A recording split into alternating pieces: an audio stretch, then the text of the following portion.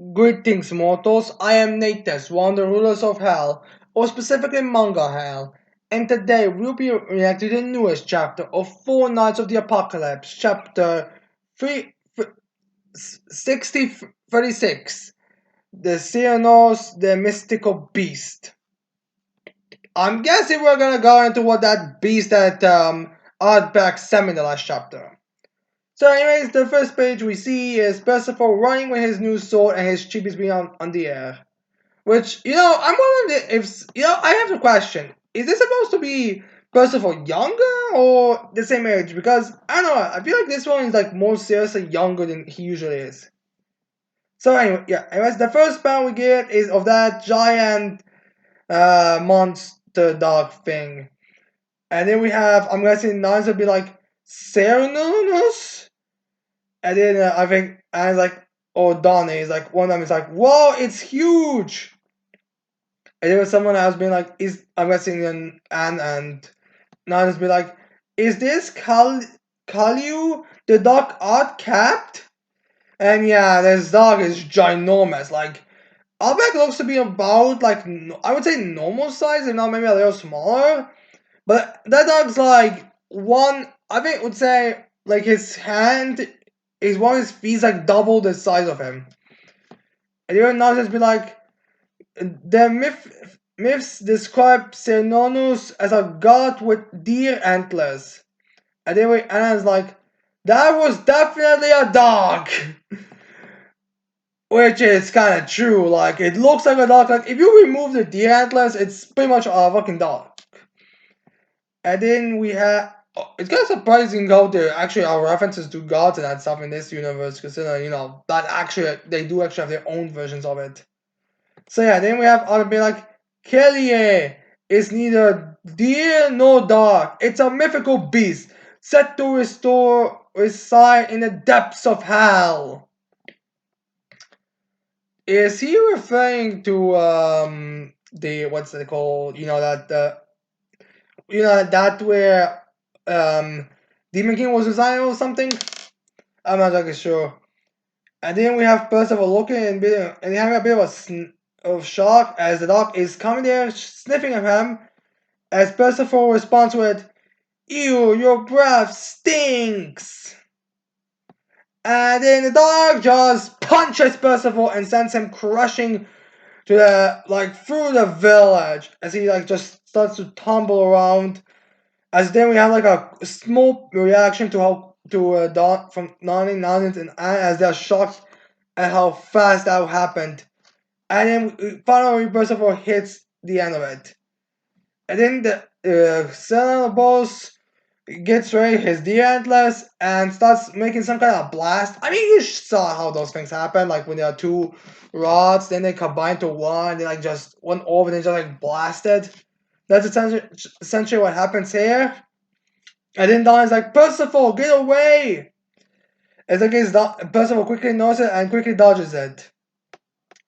And then that dodge actually still hit Percival because it was like a giant explosion and... Oh yeah! No, here's the thing. In the last chapter, I made a comment about the Elder disappearing alongside the other demons. But it looks like the Elder is actually a human or at least not a demon. Because he's still with Donnie, Nazians, and Anne. Like, he's still watching the whole thing. As then the dog jumps at Percival and starts to fight him. Then the dog goes for a bite and Percival dodges it. And then Percival's like, whoa, that guy almost gobbled me up. As the dog's back on his feet, the dog landed on his feet. And then Nani's like, Percival, the antlers, aim for the antlers to stop its next attack. As Percival's then like, oh, okay. And then Percival pulls his sword out. It's like, time to put this sword to use. And then Percival goes to him and is like, ha! As Percival hits the antlers and he does seem to cut. But Percival then reacts with shock. It's like, no way! And then Outback explains something and he's like, damn fool! Cernunnos' horns are hard as garnet. Not even steel can beat them. So basically trying to say, yeah, you are not able to cut them so easily. And then we have Percival creating his own blades. He's like, if not, pa pa pa pa pa, as he hits the horns, and all that happens now is that the dog Cinnabos zaps Percival with him as he creates like a ball between it. And it's like, Fwah! And then we see as we see everyone standing there, the ant's horse just starts to run, be like, help! As he goes into a building, he's like, eep! And I was like, okay, what? That monster can't find me here. Then the horse is like, huh? And then we have Sin, I guess he woke up from his nap, since apparently the Elder and his demons were friends. And Sin's like, yawn. And he comes outside as he sees like the whole destruction and the battle and everything. And then we have Sin like, now what the hell's all this? Well, talk about a nonchalant expression for Sin. And then we have Percival being thrown up in the air. As in Percival regains his composure and goes again to attack, but the dog again just starts to hit Percival. Actually, it seems like Percival is being turned into like a paintball. As Percival's like, Fuck! And then we have Don be like, it's just toying with Percival. What a mean ass dog. What's a dog, Donnie? What did you expect? They are unholy creatures that had to be killed and purged immediately. Obviously, it's just gonna be toying with Percival. You damn dogs! We do have subways in my version of how in case you're wondering. So yeah. Then we have Nazians be like, no, dear, but we have to stop it. Seriously, Nazians, it's just the antlers. If everything with antlers was considered a fucking deer, then half of the demons in hell would be considered deers. And believe me, I am not ruling a bunch of deers. Fun, they don't taste really well, in case you're wondering. Then we have Ardbeg saying, whoa, Kelly, stop playing with him and wrap things up. Well, talk about priorities. Seriously, nonsense, you're commenting about stupid stuff like if it's a deer or a dog, while Callie actually says, kill it! Kill Percival.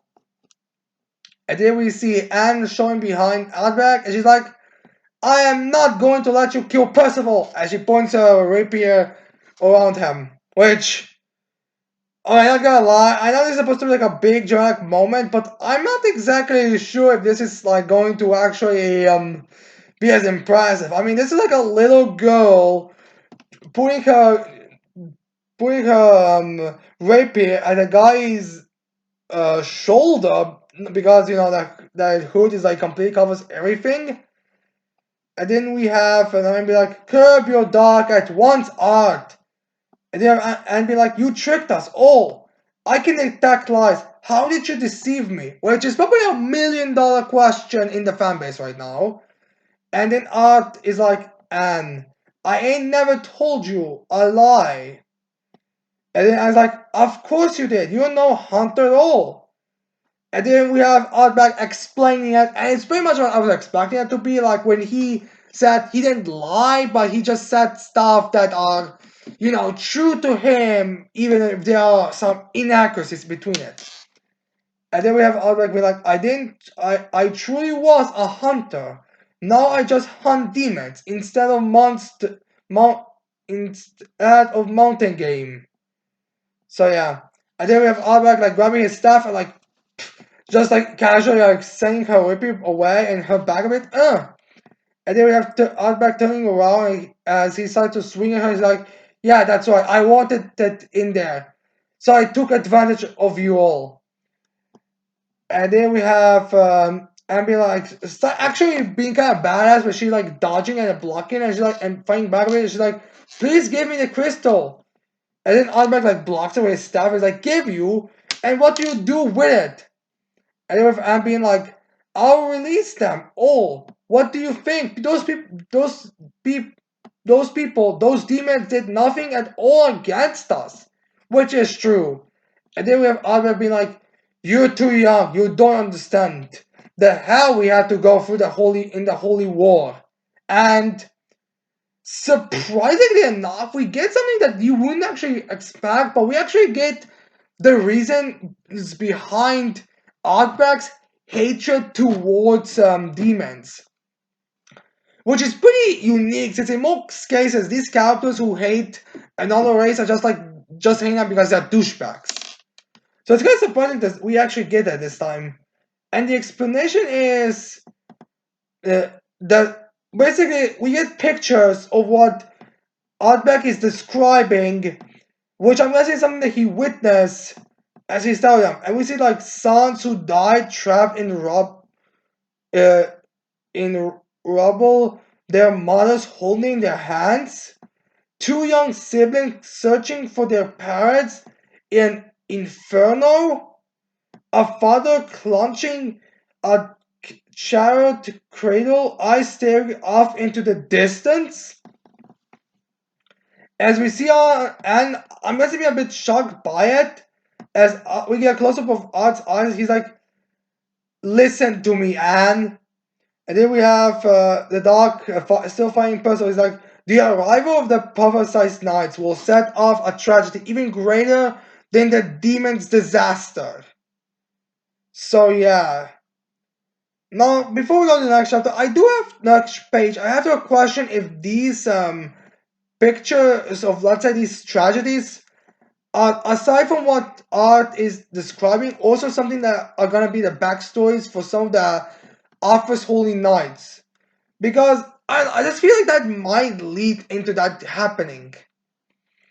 I mean, it would make sense in my opinion. I mean, those are like very good tragic backstories. Just saying, and I could honestly see it. Like, I could see like Talisker being one of those two brothers that were in searching it.